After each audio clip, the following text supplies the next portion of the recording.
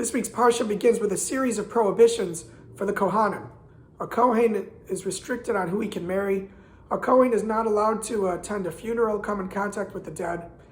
And the commentaries point out there's a bit of redundancy in the introduction to these prohibitions.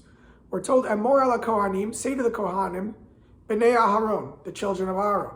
The Kohanim, the children of Aaron, is the same thing. The Torah repeats it. And not only that, Emor ala Kohanim, say to the Kohanim, the children of Aaron, V'yamarta alehim, and say to them. The Torah twice is saying to say to them. Why are these redundancies here? And the commentaries offer different suggestions. I'd like to share one with you today, and that's the comment of the Chassam Sofer. The Chassam Sofer suggests beautifully that when a person is given these prohibitions, you can imagine perhaps the person will feel a sense of resentment. I don't want these prohibitions. I don't want more. I'm happy with what I've got. Why is it fair that me, the Kohen, should have these additional prohibitions? Says the Chassam Sofer.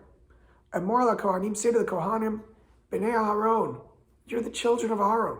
You should realize that these prohibitions, what I'm about to teach you, is not a burden. It's a privilege. It's an honor. It's part of being part of this family, part of being part of this community. You have the privilege of being a Kohen, and it carries with it a certain sense of responsibilities. Now, I'm not a Kohen. I imagine many of my listeners are not Kohanim as well. But we should realize the same is true for all the prohibitions, all the mitzvahs of the Torah. A person can look at the commandments and say, this is a burden. I resent this. I don't want these extra prohibitions.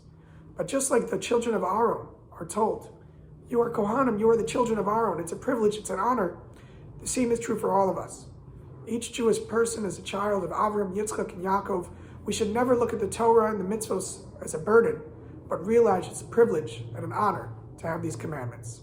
As always, I wish you all a wonderful Shabbos.